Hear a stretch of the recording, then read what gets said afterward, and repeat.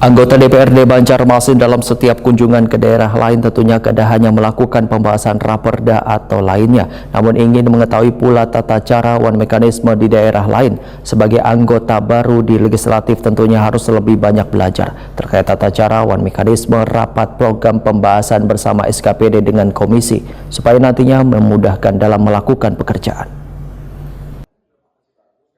Anggota DPRD Banjarmasin dalam setiap kunjungan ke daerah lain tentunya tidak hanya melakukan pembahasan raperda atau lainnya, namun ingin mengetahui pula tata cara dan mekanisme di daerah lain.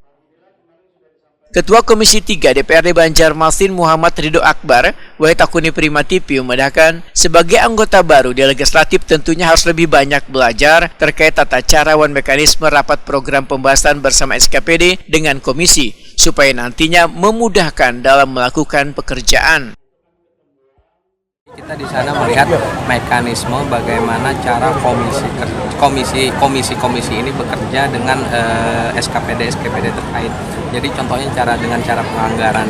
Di penganggaran ini kalau di sana itu SKPD dan komisi itu membahas dahulu, Pak. Membahas dalam artian dia memasakkan program-program kerja dia sebelum dibawa ke Banggar. Jadi di Banggar itu sudah masak, jadi tidak perlu ada debatable lagi di Banggar itu. Jadi semua komisi itu bekerja di rekan kerja masing-masing. Tempat kita kan tidak, Pak. Tempat kita itu dilaksanakan langsung pada saat Banggar membahas. Jadi yang tahu itu cuma anggota Banggar saja. Anggota Banggar kan terbatas, cuma ada 18 kan.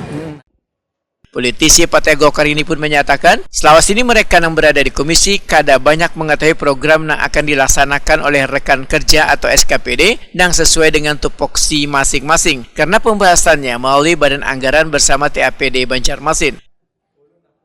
Muhammad Ridho Akbar berharap kedepannya Dewan Banjarmasin bisa mencontoh dari daerah lain, yang mana pembahasan program SKPD bisa dilakukan di komisi. Penganggaran tadi misalkan contoh saya Komisi 3, dia Komisi 3 PUPR kita panggil ya kan, PUPR itu udah menjelaskan program kerja, program strategis apa yang dia laksanakan untuk tahun 2024 nanti. Jadi pada saat di Banggar itu tidak harus lagi rapat Banggar itu semua yang hadir.